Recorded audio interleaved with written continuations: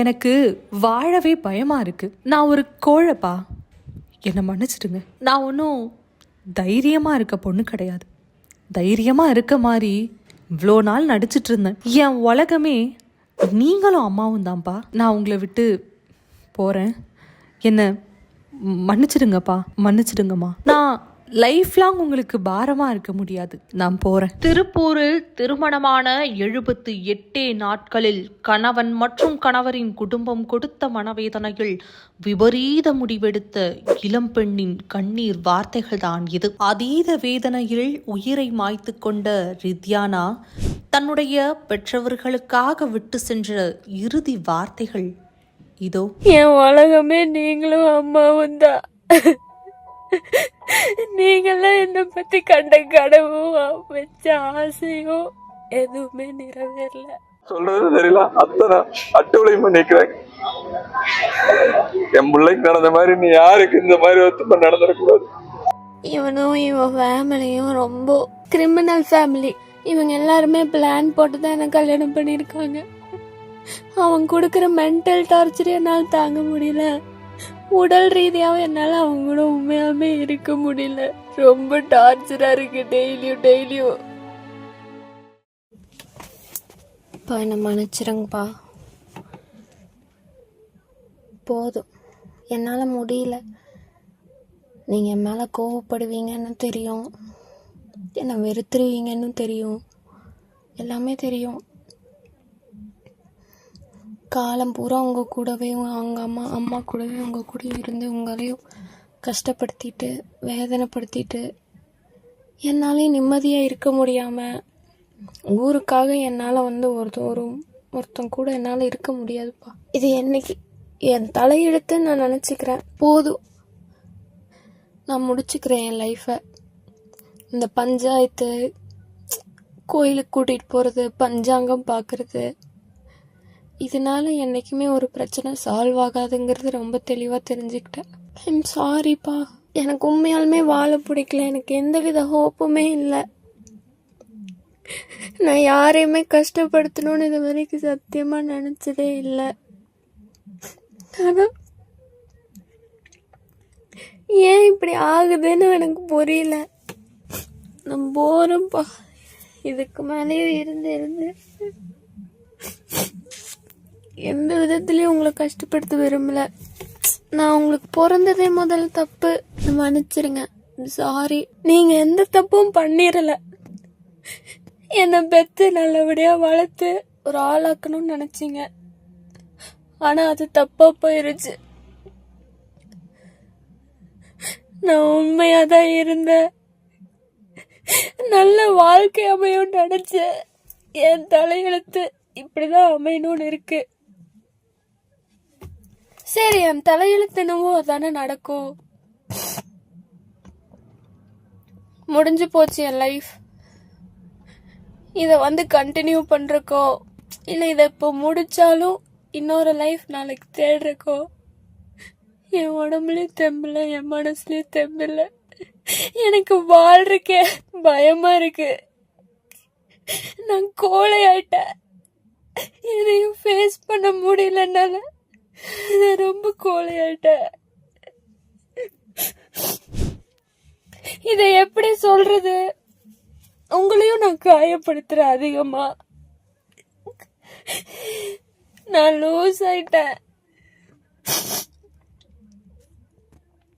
I'm சாரிப்பா. நான் என் லைஃபை எண்ட் பண்ணிக்கிறேன். இதுக்கு மேல நான் வாழ விரும்பல சுத்தமாவே. என்னை மன்னிச்சிருங்க. என்னை பெற்றதுலேருந்து நீங்களும் அம்மாவும் பட்ட கஷ்டத்துக்கு அவமானத்துக்கும் என்னை மன்னிச்சிருங்க. ஆனா நான் சத்தியமா என்னைக்கு உங்களுக்கு கஷ்டம் கொடுக்கணும்னு நினைச்சதே இல்லை. என் நேரம் ஏதோ ஒன்று ஆயிருது. அந்த வீட்டில் போய் என்னோட திங்ஸ் எடுக்க வேண்டியது என்னோட சிவப்பு கலர் ஹேண்ட்பேக் கட்டலுக்கு கீழே வச்சிருக்கிறேன்.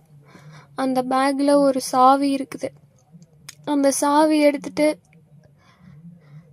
கவின் வீட்டுக்கு போனீங்கன்னா எங்களோட ட்ரெஸ்ஸிங் ரூமில் பாத்ரூம் போகிற வழியில் டோரு திறந்தோன்னையும் லெஃப்ட் சைடில் கீழால் இருக்கிற ஃபஸ்ட்டு ட்ரா அது ஒன்று மட்டும்தான் லாக் பண்ணி வச்சுருக்கேன். அதில் தான் என்னோடய ஜுவல்ஸ் எல்லாம் இருக்குது.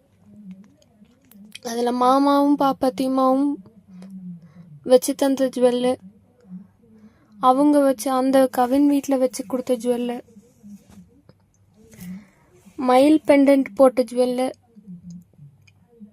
ஒத்த விலையில் மயில் கம்மல், இதெல்லாம் அதுக்குள்ளே இருக்குது.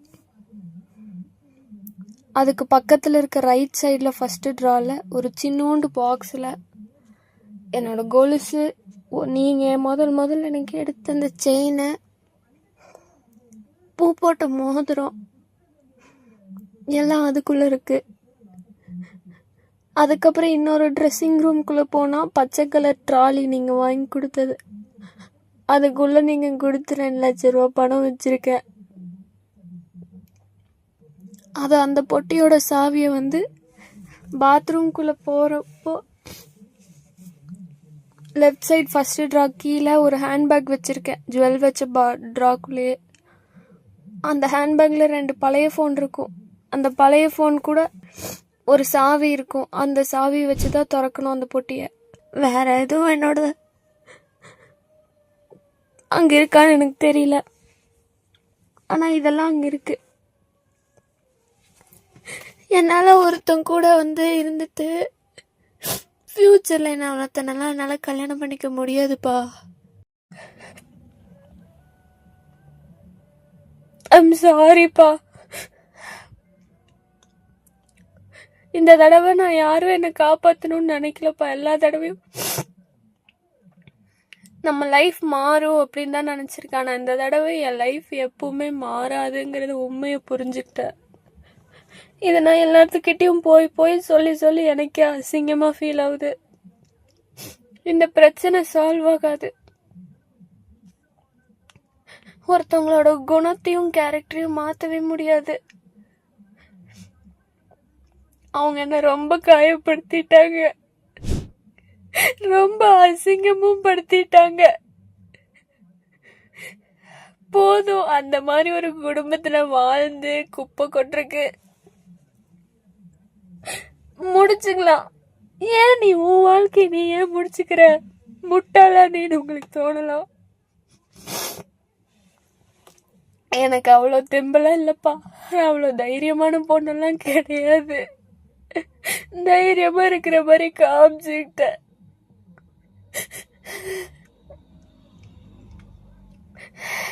இந்த வாழ்க்கை வேண்டாம், முடிச்சிருக்கலாமே, பொறுமையா இருந்திருக்கலாமே நீங்க யோசிச்சிருந்தா இந்த வாழ்க்கையை முடிச்சாலும் இன்னொரு வாழ்க்கையை தேர்ந்தெடுத்துக்கிறக்கும் இன்னொரு வாழ்க்கையை ஏத்துக்கிறதுக்கான மனம் வலிமை என்கிட்ட இல்லப்பா. அது அசிங்கம். அது வேற மாதிரி வாழ்க்கையா போயிரும்.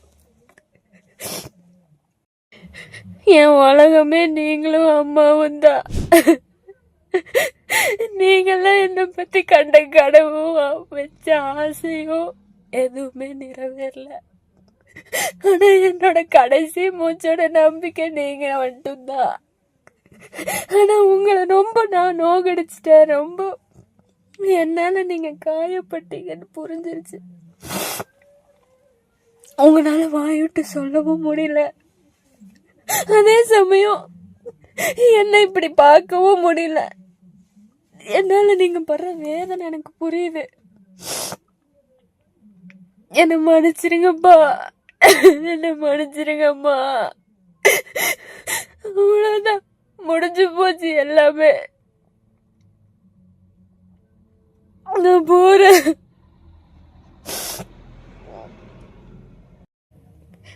இவன் கூடயும் என்னால வாழ முடியல.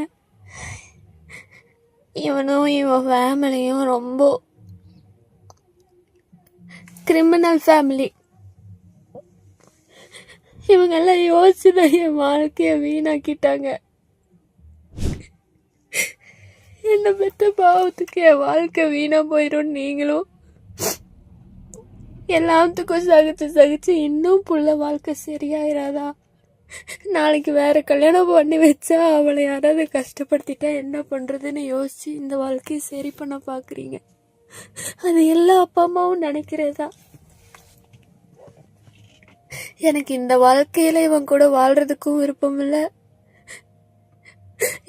இந்த வாழ்க்கை வேண்டான்னு டிசைட் பண்ணி வெளியில வந்துட்டா இன்னொரு வாழ்க்கையை தேர்ந்தெடுத்துக்கிறதுக்கான இதுவும் இல்லை. ஒருத்தனுக்கு ஒருத்தி தான். இந்த ஜென்மத்துல எனக்கு ஒரு தடவை கல்யாணம் ஆயிடுச்சு. அந்த வாழ்க்கை எனக்கு சரியில்லாம போயிருச்சு.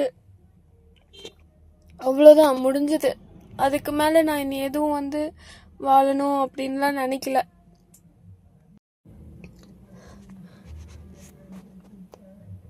அவங்க அப்பா அம்மா, கவின், இவங்க எல்லாருமே பிளான் போட்டு தான் எனக்கு கல்யாணம் பண்ணியிருக்காங்க.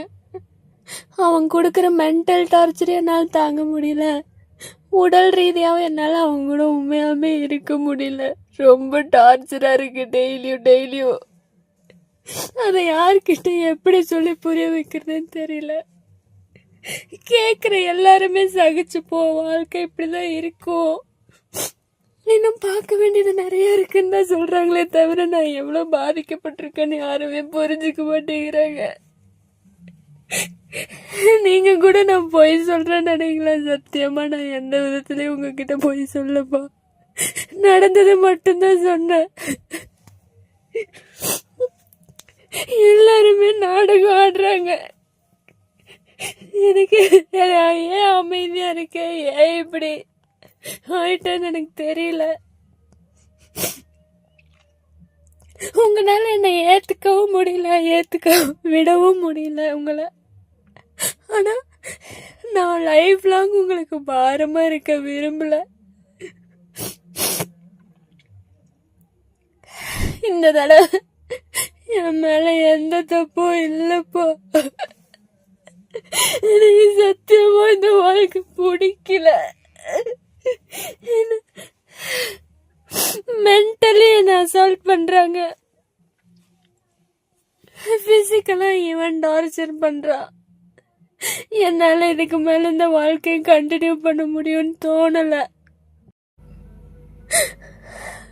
போலீஸோ வேற யாராச்சும் ஏதாவது சொன்னா நீங்க யாருக்காக தலைக்குழிய வேண்டாம், இத போட்டு காமிச்சிருங்க.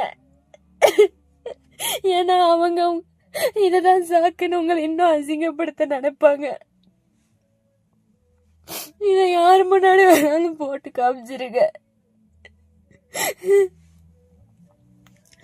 என்னோட இந்த முடிவுக்கு என்னோட திருமண வாழ்க்கை தான் உண்மையான காரணமே. அவங்களும் அவங்க குடும்பமும் தான் காரணமே. போதும், உடல் ரீதியாவும் டார்ச்சர் அனுபவிச்சுட்டு மன ரீதியாவும் டார்ச்சர் அனுபவிச்சுட்டு எனக்கு இது வேண்டாம் இந்த லைஃப். அதெல்லாம் அவங்க மாற மாட்டாங்க. என்னோட இந்த முடிவுக்கு கவினும் ஈஸ்வரமூர்த்தியும் சித்ரா தேவியும் தான் காரணம். என் கல்யாண வாழ்க்கைய மோசமா போயிருச்சு. என்ன மன்னிச்சிருங்கப்பா, என்ன மன்னிச்சிருங்கம்மா.